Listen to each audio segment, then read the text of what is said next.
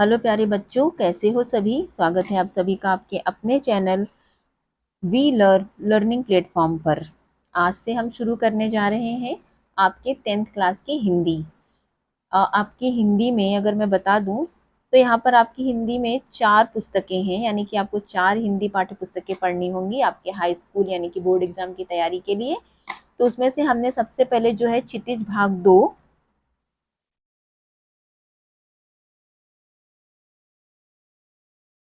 को लिया है, यानी कि सबसे पहले हम इस बुक की इसमें जितने भी चैप्टर दिए हुए हैं उन सभी को करेंगे वन बाय वन करके। तो आज हम इसी पुस्तक का जो फर्स्ट चैप्टर हमने लिया है सूरदास के पद, सूरदास के पद उसे पढ़ने वाले हैं, यानी कि इसका एक्सप्लेनेशन देखेंगे, इस भावार्थ शब्दार्थ हर चीज को इस यहाँ पर हम देखेंगे और इम्पोर्टेंट चीजें भी देखेंगे। तो आज हम क्षितिज भाग 2 स्टार्ट कर रहे हैं। इसके सारे चैप्टर को कंप्लीट करने के बाद आपकी 3 पुस्तकें और रह जाती हैं, जो है स्पर्श,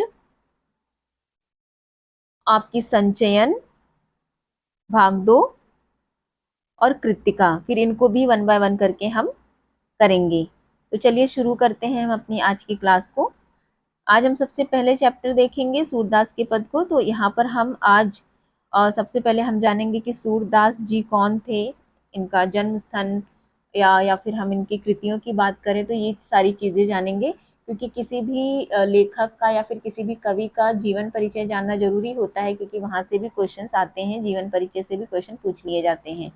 जीवनी आपको लिखने के लिए कह दे या फिर कोई भी आंसर है जो आपका लॉन्ग आंसर है, वहां पर भी थोड़ी बहुत डिटेल आपको देनी होती है। तो चलिए हम सबसे पहले सूरदास जी के जीवन को देख लेते हैं। सूरदास जी का जो जन्म है वो 1478 माना जाता है। यह एक मान्यता के अनुसार उनका जन्म मथुरा के निकट रूनकता या फिर रेणुका क्षेत्र में हुआ था, जबकि दूसरी मान्यता के अनुसार उनका जो जन्म स्थान दिल्ली के पास सीही माना जाता है। कहने का मतलब ये है कि बहुत से जो साहित्यकार रहे हैं उन्होंने अपने अपने अकॉर्डिंग इनके जन्म और उनके जन्म स्थान की बात करी है। महाप्रभु वल्लभाचार्य के शिष्य, यानी कि इनके जो गुरु थे वो वल्लभाचार्य थे और शिष्य थे, और सूरदास जो है अष्टछाप के कवियों में सर्वाधिक प्रसिद्ध हैं, यानी कि इन्हें अष्टछाप का कवि कहा जाता था। वे मथुरा और वृंदावन के बीच गऊ घाट पर रहते थे और श्रीनाथ जी के मंदिर में भजन कीर्तन करते थे। सन 1583 में पारसौली में इनका निधन हो गया। इनके 3 ग्रंथों सूरसागर, सूर साहित्य लहरी और सूर सारावली में सूरसागर ही सर्वाधिक लोकप्रिय हुआ। खेती और पशुपालन वाले भारतीय समाज का दैनिक अंतराल चित्र और मनुष्य का सर्वाधिक वृत्तियों का चित्र सूर की कविता में मिलता है। सूर वात्सल्य और श्रृंगार के श्रेष्ठ कवि माने जाते हैं। वात्सल्य यानी कि इनकी जो दोहे हैं आप जो पढ़ेंगे, उन दोहों में इन्होंने, ये सबसे मेन चीज तो ये कृष्ण भक्त रहे हैं, तो इन्होंने जितनी भी अपने दोहों को इन्होंने जो भी लिखे हैं या फिर जो भी इन्होंने दोहों का निर्माण किया है, वहां पर जो है आपको श्री कृष्ण और यशोदा मैया के वात्सल्य प्रेम को देखने को मिलता है। जैसे कि कैसे माता अपने पुत्र से किस प्रकार प्रेम करती है, ये वात्सल्य प्रेम हो गया। और श्रृंगार जैसे कि गोपियां किस प्रकार अपने श्री कृष्ण से बिछड़ने के बाद वियोग की पीड़ा को जो है सहन करती हैं। तो इनकी कविताओं में आपको सबसे ज्यादा वात्सल्य प्रेम और श्रृंगार रस, यानी कि वियोग संयोग, ये सारी चीजें आपको ज्यादा देखने को मिलेंगी। और श्रेष्ठ कवि माने जाते हैं। श्री कृष्ण और गोपियों का प्रेम सहज मानवीय प्रेम की प्रतिष्ठा करता है। सूर ने मानव प्रेम की गौरव गाथा के माध्यम से सामान्य मनुष्यों को हीनता बोध से मुक्त किया, जिसमें जीने की ललक पैदा की। अब इनकी कविता में ब्रज भाषा का निखरा हुआ रूप है, यानी कि इनकी जो कविता है वो ब्रज भाषा में है। यह चली आ रही लोक गीतों की परंपरा की ही श्रेष्ठ कड़ी है, यानी कि इनके जो पद हैं यानी इनके जो दोहे हैं उनको लोक गीतों के तौर पर भी जो है गाया जाता है। जैसे कृष्ण का जब जन्म हुआ था तो वहां पर इनके जो लिखे हुए दोहे हैं वो लोक गीत के रूप में गाए जाते हैं। या फिर जब होली आती है, होली जब वृंदावन की होती है, वहां पर जो लोकगीत उसके बहुत ही प्रचलित हैं, वो सब आज जो है गाए जाते हैं गीत के रूप में। यहाँ सूरसागर के भ्रमर गीत के 4 पद लिए गए हैं, जैसे कि सूरसागर में ही भ्रमर गीत है, और ये जो भ्रमर गीत है उन्हीं के जो है 4 पदों को आपकी पाठ्य पुस्तकों में प्रस्तुत किया गया है आपके लिए। कृष्ण ने मथुरा के जाने के बाद, यानी कि ये जो आप पढ़ने वाले हैं भ्रमर गीत के माध्यम से, गोपियां जो है श्री जो है उद्धव से, यानी कि उद्धव कौन है, श्री कृष्ण ने उद्धव को वृंदावन भेजा कि जाकर गोपियों को संदेश दे दो कि मैं नहीं आ पाऊंगा, तुम योग साधना करो, यानी कि योग होने का संदेश देती हैं।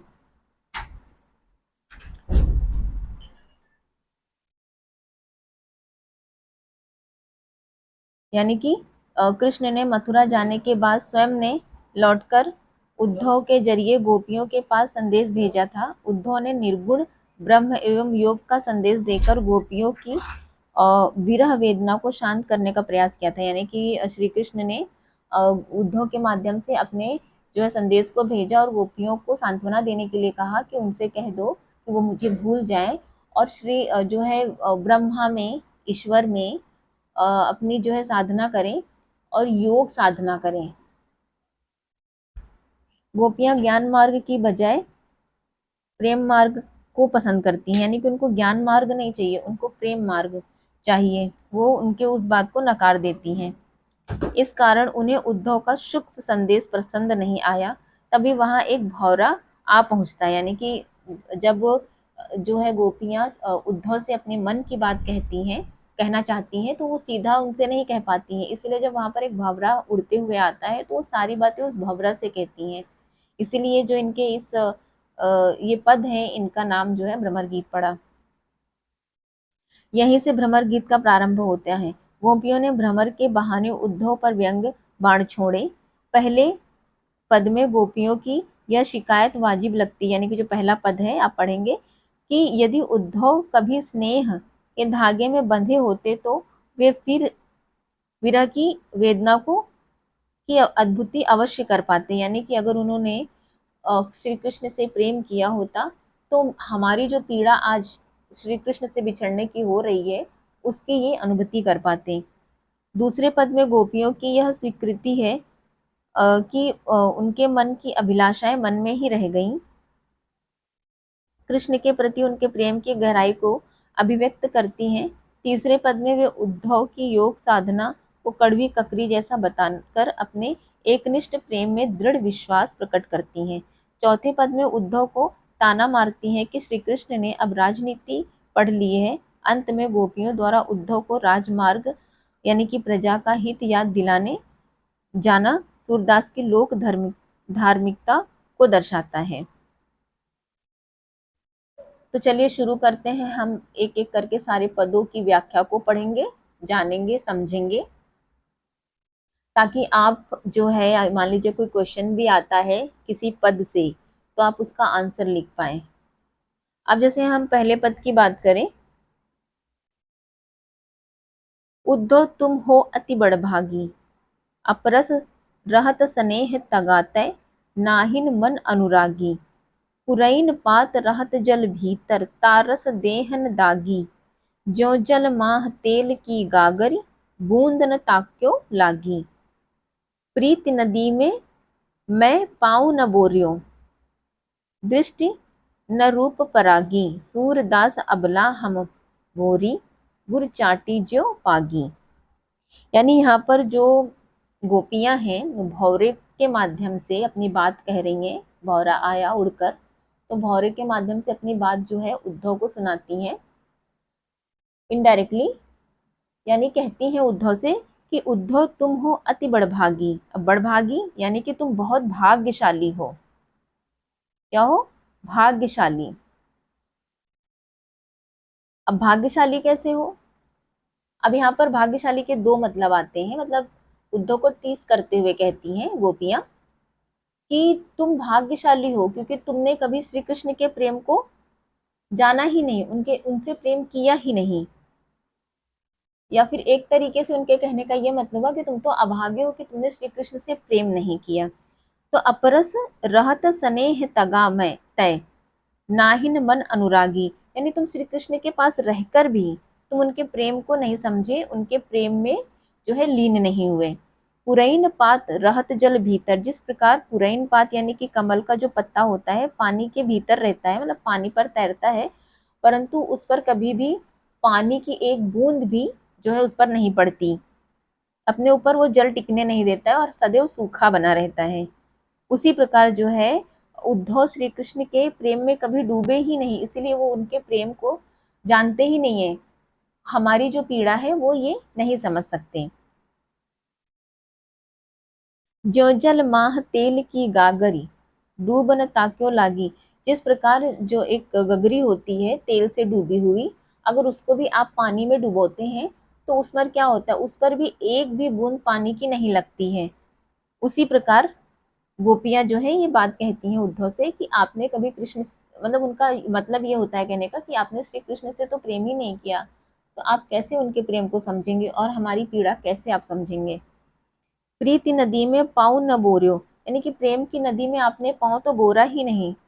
दृष्टि न रूप परागी, और तो कैसे आप हमारे इस पीड़ा को समझ सकते हैं।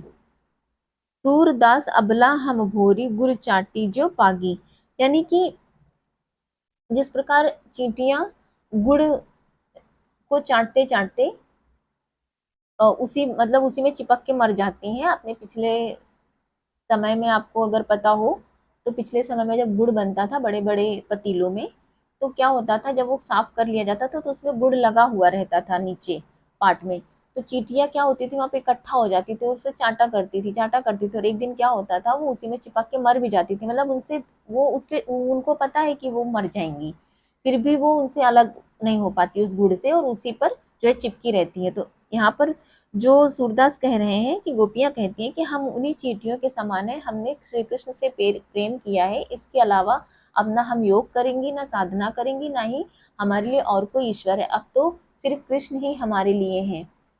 जिनकी याद में यानी कि अब हम विरह झेल रहे हैं, तो हम उनके विरह अवस्था में ही कुछ भी हो हम उनको याद करते करते जो है अपने प्राण त्याग देंगी। अब हम यहाँ पर शब्दार्थ देख लेते हैं। बड़भागी यानी भाग्यशाली, व्यंग में अभागे यानी कि इसके दो शब्द निकल रहे हैं अर्थ। क्या अर्थ है, पहला बड़भागी यानी भाग्यशाली हो तुमने कृष्ण से प्रेम नहीं किया, और दूसरे अभागे हो कि तुमने कृष्ण कृष्ण के से प्रेम ही नहीं किया, तुम उनके प्रेम को क्या जानो। अपरस यानी कि अछूत, अछूता, लिप्त न होना। तागा यानी धागा या फिर बंधन। अनुरागी प्रेम में डूबा हुआ। पुरैन पात कमल का पत्ता। देह शरीर। दागी दाग धब्बा। गागरी मटकी। परागी मुग्ध होना यानी कि किसी में विलीन हो जाना, मुग्ध हो जाना। गुर यानी गुड़। चाटी यानी चींटी। पागी यानी लिपटी हुई। अब इसके हम अर्थ को देखते हैं प्रसंग के साथ। जब श्री कृष्ण उद्धव के माध्यम से गोपियों के लिए योग यानी कि योग साधना का संदेश भेजते हैं, तब गोपियां उद्धव पर व्यंग करती हैं। गोपियां उद्धव से कहती हैं, हे उद्धव, तुम बहुत भाग्यशाली हो, व्यंग में मतलब टीस करते हुए, जो श्री कृष्ण के पास रहकर भी उनके प्रेम के बंधन में नहीं बंधे, न ही तुम्हारा मन उनके प्रेम में डूबा। तुम तो उस कमल के पत्ते के समान हो जो जल के भीतर रहता है, लेकिन उस पर जल का कोई दाग नहीं लगता। जैसे तेल की लगी गगरी को जल में डुबोने पर उस पर पानी की एक बूंद भी नहीं टिकती, वैसे ही तुम श्री कृष्ण के पास होकर भी उनसे अछूते हो। तुमने प्रेम रूपी नदी में कभी पांव ही नहीं रखा और न ही तुम्हारा मन कृष्ण के रूप सौंदर्य पर मुग्न हुआ। सूरदास जी कहते हैं कि गोपियां खुद को भोली भाली अबला कहती हैं और कहती हैं कि हम तो श्री कृष्ण के प्रेम में ऐसे लिपटी हैं जैसे गुड़ से चींटी लिपटी हुई होती हैं। यानी कि यहाँ पर गोपियां जो है अपने मन की बात कह तो रही हैं, परंतु सीधा उद्धव से न कहकर जो है एक भौरे के माध्यम से अपनी बात को कह रही हैं।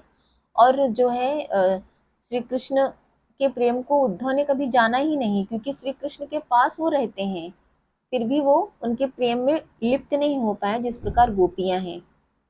इसी बात का वो उलाहना देती हैं। अगला हम देखेंगे पद दूसरा, मन की मन ही मांझ रही, यानी कि मन की मन में ही रह गई। कहिए जाई कौन पे उद्धव, ना ही परत कही। अब हम किससे कहें अपने मन की बात को? हमने आशा लगाई थी कि श्री कृष्ण आएंगे और हम उनसे अपनी मन की सारी बातों को कहेंगे, पर वो आशा तो खत्म हो गई। उन्होंने योग साधना का जो संदेश भेज दिया। अवधि आधार आस आवन की तनमन विथा सही। आस लगाई थी कि श्री कृष्ण आएंगे और हमारे तन मन के जितने भी दुख हैं हम उनसे कहेंगे। अब इन जोग संदेश सुनि सुनि, विरहिनी विरह दही।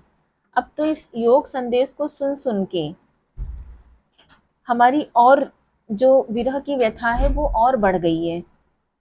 चाहती हुती गुहार जितही तय, उततय धार बही। हम जहां से गुहार लगाना चाहती थी, यानी कि हम जहां से रक्षा की मांग करना चाहती थी, वहीं से जो है विरह की धारा बहने लगी है। अंत में सूरदास जी कहते हैं कि गोपियां कह रही हैं, अब धीर धरहि क्यों मर्यादा न लही। यानी कि अब हम धीरज क्यों धरें जब श्री कृष्ण ने ही जो है सारी मर्यादाओं को लांघ दिया है। इसकी व्याख्या देखेंगे अब हम। पहले शब्दार्थ फिर व्याख्या। मांझ यानी भीतर या अंदर, अवधि समय सीमा, आधार आधार, विथा व्यथा या फिर दुख, विरहिनी विरह में जीने वाली गोपियां, दही जलना, हुती थी गुहार यानी रक्षा के लिए पुकारना, धीर यानी धैर्य, मर्यादा यानी मर्यादा, न लही नहीं रखी या फिर तोड़ी। व्याख्या देखेंगे। प्रसंग इसमें गोपियों ने उद्धव के योग संदेश पर निराशा और विरह की पीड़ा व्यक्त की है। गोपियां उद्धव से अपनी व्यथा कहते हुए कहती हैं, हे उद्धव, हमारे मन की बात तो मन में ही रह गई। हम श्री कृष्ण से अपने मन की बातें करना चाहती थी, लेकिन अब हम ये बातें किससे जाकर कहें, क्योंकि अब कहने लायक कुछ है ही नहीं। हमने श्री कृष्ण के आने की आशा के आधार पर ही अपने तन मन के सारे दुख सहे, लेकिन अब तुम्हारे इस योग के संदेश को सुनकर हम विरहनिया विरह की आग में और ज्यादा जलने लगी हैं। हम जहां से अपनी रक्षा के लिए पुकारना चाहती थी, वहीं से योग की धारा बह निकली है, यानी श्री कृष्ण ने योग संदेश भेजा। सूरदास जी कहते हैं कि गोपियां अंत में कहती हैं कि हम धैर्य क्यों धारण करें जब श्री कृष्ण ने ही प्रेम की मर्यादा को तोड़ दिया।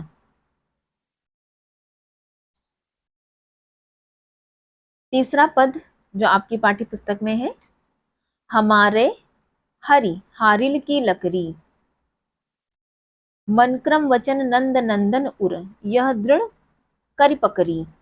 हमारे हरि हारिल की लकड़ी, यानी कि आप एक हारिल पक्षी होता है जो एक लकड़ी को अपने पंजों में दबाए रहता है और उसी के सहारे वो अपना पूरा जीवन व्यतीत कर देता है। तो उसी का एग्जाम्पल देते हुए गोपियां उद्धव से कहती हैं, यानी कि भावरे से कहती हैं, मनक्रम वचन नंद नंदन उर, यानी कि हम मन क्रम वचन, वचन से नंद नंदन यानी कि नंद जो हैं उनके पुत्र श्री कृष्ण, उर यानी कि हृदय, हमारे मन में क्रम में वचन में जो है श्री कृष्ण ही बसे हुए हैं। यह धड़ करी पकड़ी, यानी कि हमने उसी हारी लकड़ी के समान उस श्री कृष्ण को जो है पकड़ा हुआ है। जागत सोवत स्वप्न दिवस निसी, कान्हा कान्हा जकरी, यानी कि जागते हुए सोते हुए सपने में दिन में रात में हम कान्हा कान्हा ही जपती रहती हैं। सुनत जोग लागत है ऐसो ज्यों करुई ककरी, और आपने जो ये जोग का संदेश हमें सुनाया है, आपने कहा योग साधना करो, इस बात को सुनकर तो ऐसा लग रहा है कि हमने हमारे मुंह में जैसे किसी ने कड़वी ककड़ी को डाल दिया हो। कड़वी यानी कि कड़वी कड़वी, और ककड़ी यानी कि जो ककड़ियां मिलती हैं आप बाजार में मार्केट में, यानी कि एग्जाम्पल ये हुआ इसका कि मान लीजिए आप बहुत अच्छा भोजन कर रहे हैं बहुत अच्छा भोजन कर रहे हैं, लेकिन वहीं पर कोई आपको ऐसा भोजन दे दे, ऐसा कोई चीज, आप ऐसी कोई चीज खा लें जिससे आपके मुंह का टेस्ट खराब हो जाए।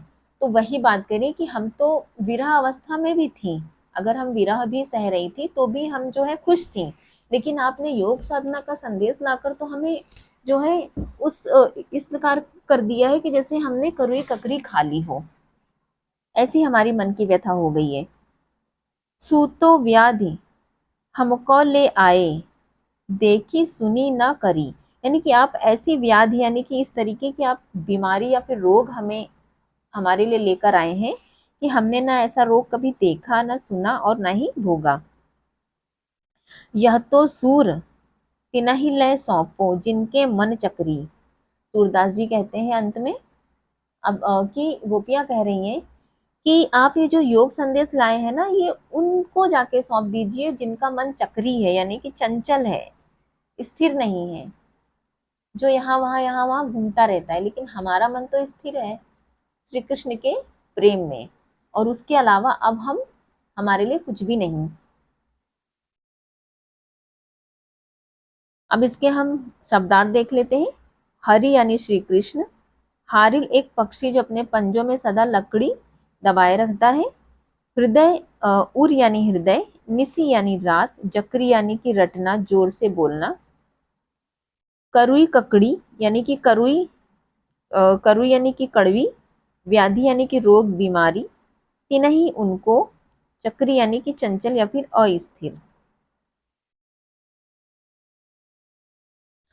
प्रसंग देखेंगे, इसमें गोपियों ने श्री कृष्ण के प्रति अपने प्रेम को हारिल पक्षी की लकड़ी के समान दृढ़ बताया है। गोपियां कहती हैं कि हमारे लिए श्री कृष्ण हारिल पक्षी की उस लकड़ी के समान है और जिसे उसने मजबूती से पकड़ के रखा है। हमने मन, क्रम और वचन से नंद बाबा के पुत्र श्री कृष्ण को हृदय में दृढ़ता से पकड़ रखा है। जागते सोते स्वप्न में दिन रात हम केवल कान्हा कान्हा ही रटती रहती हैं। तुम्हारा यह योग का संदेश सुनकर हमें ऐसा लगता है जैसे करुई ककड़ी हमने खा ली हो। तुम तो हमारे लिए ऐसी बीमारी यानी कि ऐसी व्याधि लेकर आए हो जिसे न हमने कभी देखा, न सुना और न ही कभी भोगा। सूरदास जी कहते हैं कि गोपियां उद्धव से कहती हैं कि हम इस योग संदेश को उन लोगों को जाकर दो, यानी कि उन लोगों को सौंपो जिनका मन चक्री के समान अस्थिर या फिर चंचल है। अगला देखेंगे हम पद, जो आपकी पाठ्य पुस्तक में है। हरि है राजनीति पढ़ी आए, हरि यानी श्री कृष्ण, राजनीति पढ़ी आए यानी कि श्री कृष्ण ने अब तो राजनीति पढ़ ली है। समूजी बात कहत मधुकर के, समाचार सब पाए, इक अति चतुर हुते पहले ही, अब गुरु ग्रंथ पढ़ाए। यानी कि श्री कृष्ण गए थे वृंदावन से मथुरा, गए थे कंस को जो है उनका वध करने, अपने माँ बाप को, माता पिता को छुड़ाने। परंतु होता क्या है, जब वो वहाँ कंस का वध कर देते हैं, माता पिता को भी छुड़ा लेते हैं, लेकिन क्या होता है, अब इतना बड़ा राज्य साम्राज्य है, अब वहां पर एक राजा तो होना चाहिए। अब तो उन्होंने कंस को मार दिया, तो क्या होता है यहाँ पर श्री कृष्ण को मजबूरन ही मतलब वहां का राजपाट संभालना पड़ता है, क्योंकि अब वहां की प्रजा को देखने वाला कोई होना चाहिए, राजा होना चाहिए। तो श्री कृष्ण को ये जिम्मेदारी लेनी पड़ती है, इसीलिए वो जो है वृंदावन नहीं जाते हैं लौट कर, इसलिए वो योग साधना भेजते हैं। तो जो है उसी पर व्यंग्य करते हुए जो गोपियां हैं वो कहती हैं कि मतलब अब तो उन्होंने वहां का राजपाट संभाल लिया है, तो अब उन्होंने राजनीति पढ़ ली है, यानी कि अब राजा बन गए हैं तो उन्होंने राजनीति पढ़ ली है। समुझी बात कहत मधुकर के, समाचार सब पाए, एक अति चातुर हुते पहले ही, अब गुरु ग्रंथ पढ़ाए। यानी कि उन्होंने राजनीति पढ़ ली है, सारी बातें समझ गए हैं और हमें समझाने के लिए मतलब समाचार भेजा है। वो तो पहले ही इतने चतुर थे, अब तो उन्होंने और भी ज्यादा जो है पुस्तकें, गुरु ग्रंथ पढ़ लिए हैं। बड़ी बुद्धि जानी जो उनकी, जोग संदेश पठाए। यानी कि उनकी बुद्धि अब इतनी कुशाग्र हो गई है, इतने मतलब बुद्धिमान हो गए हैं, बहुत ही ज्यादा सब गुरु ग्रंथ वगैरह पढ़ के, राजनीति पढ़ के, कि उन्होंने हमारे लिए जो है जोग संदेश ही भेज दिया। उद्धव भले लोग आए के परहित डोलत धाये। मतलब पहले जमाने में क्या होता था, लोग भले होते थे, दूसरों के हित के लिए सोचते थे। श्री कृष्ण भी ऐसे ही थे जब वृंदावन में थे। गोपियां कहती हैं कि वो हमारे हित के लिए सोचते थे, मतलब हमारे ऊपर किसी भी प्रकार का कष्ट आता था वो पहले ही हमारे सामने खड़े होते थे, हमारी हर चीज से रक्षा करते थे। परंतु अब उन्हें क्या हो गया है, अब तो वो हमारे हमें जो है और पीड़ा दे रहे हैं योग साधना भेजकर। अब अपने मन फेर पाहिए, चलत जो हुते चुराए। अब यहाँ पर गोपियां कह रही कि अब अपने मन फेर पाहिए, यानी कि हमको अपना मन फिर से चाहिए, हमारा जो हृदय उन्होंने चुरा लिया है वो हृदय हमें वापस चाहिए, हमारा दिल जो उन्होंने चुरा लिया है वो दिल हमें वापस चाहिए। जब वो वृंदावन से जा रहे थे मथुरा के लिए तो हमारा दिल यानी कि हमारा हृदय उसको लेकर चले गए। अब हम उनसे कहिए कि हमारा वो हृदय हमको वापस कर दें। तय क्यों अनीति करे आपुन जे, और अनीति छुड़ाए, यानी कि अब क्यों अनीति कर रहे हैं, जो पहले हमारे भले के लिए सोचते थे अब क्यों वो अनीति कर रहे हैं, एक राजा होकर वो अब अनीति क्यों कर रहे हैं। राज धर्म तो यह सूर, जो प्रजा न जाहि सताए, यानी कि राजधर्म तो यही कहता है ना, अगर वो राजा बन गए, राजनीति पढ़ लिए हैं, गुरु ग्रंथ पढ़ लिए हैं, तो अब तो ये सारी चीजें क्या कहती हैं, ये सारी चीजें तो यही कहती है ना, धर्म तो यही कहता है ना कि प्रजा का हित करें, राजा प्रजा के हित के बारे में सोचे, ना कि उन्हें सताए। शब्दार्थ देखेंगे। राजनीति यानी कि राजनीति की चालें, मधुकर भौरा उद्धव के लिए प्रयुक्त।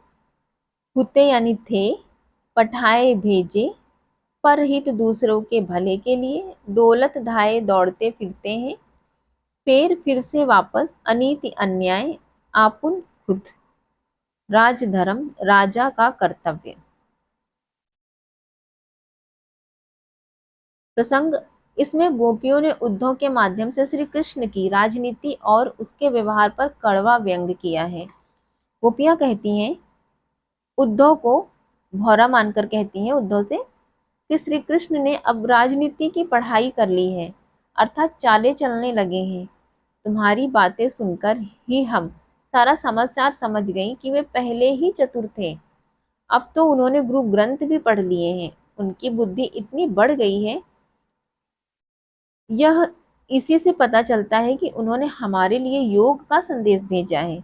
उद्धव पुराने जमाने के लोग भले थे, जो दूसरों के भले के लिए दौड़ते फिरते थे। अब हम अपना वह मन वापस पा लेना चाहती हैं, जिसे जाते समय श्री कृष्ण ने चुरा लिया था। वे यानी कि श्री कृष्ण दूसरों को अन्याय से रोकते थे, यानी कि दूसरों जब कोई अन्याय करता था तो उसको रोकते थे, परंतु वे क्या कर रहे हैं, वे खुद हम पर अनीति यानी कि अन्याय कर रहे हैं। सूरदास जी कहते हैं कि अंत में गोपियां कहती हैं कि राजा का सच्चा धर्म तो यही है कि वह प्रजा की रक्षा करे, ना कि उन्हें सताए। अब इस चैप्टर के हम काव्य सौंदर्य को पढ़ेंगे। इस काव्य की अगर हम बात करें, ये जो सारे पद दिए हुए हैं, सबसे पहले तो ये ब्रजभाषा में है, ये चीज आप याद रखिए। शुद्ध साहित्यिक जो है इसकी भाषा है, यानी कि ब्रजभाषा है। रस इसमें वियोग श्रृंगार रस की प्रधानता है। ये जो पद है इसमें वियोग रस के भाव आपको देखने को मिल रहे हैं, क्योंकि बिछड़ रही हैं तो वियोग रस है। वात्सल्य रस रस कब होता है, जब एक माँ का अपने बच्चे के लिए प्रेम होता है। और संयोग रस की अगर हम बात करें तो ये रस कब होता है, जब प्रेमी और प्रेमिका मिलते हैं। मान लीजिए श्री कृष्ण वहां से लौट आते वृंदावन और मथुरा से, तो गोपियों को तो उनके प्राणनाथ मिल जाते हैं ना, मतलब प्रेम मिल जाता, जो उन्हें प्रेम करती हैं, तो इस प्रकार उनका संयोग हो जाता। परंतु यहाँ पर क्या है, वियोग है, वो पीड़ा झेल रही है। तो इस जो पदों में जो है वियोग रस की प्रधानता आपको देखने को मिल रही है, यानी कि भ्रमर गीत प्रसंग है। पद शैली कैसी है, पद शैली जिसमें व्यंग्यात्मकता और गेयता यानी कि व्यंग टीसिंग करी गई है। गेता यानी कि गाए जा सकने वाले गुण हैं। व्यंग्य भी है यानी कि उनको ताना कसती हैं उद्धव को, और साथ ही साथ इन गीतों को गाया जा सकता है, ऐसे गुण इसमें पाए जाते हैं।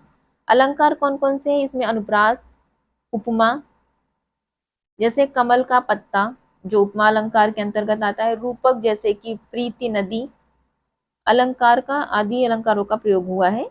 भाव क्या है इसमें? गोपियों का निश्चल निस्वार्थ और अनन्य प्रेम जो योग से भी नहीं टूटता है, यानी कि ऐसा प्रेम है जो निस्वार्थ है, इसमें किसी प्रकार का स्वार्थ नहीं, निश्चल है यानी कि एकदम पवित्र है,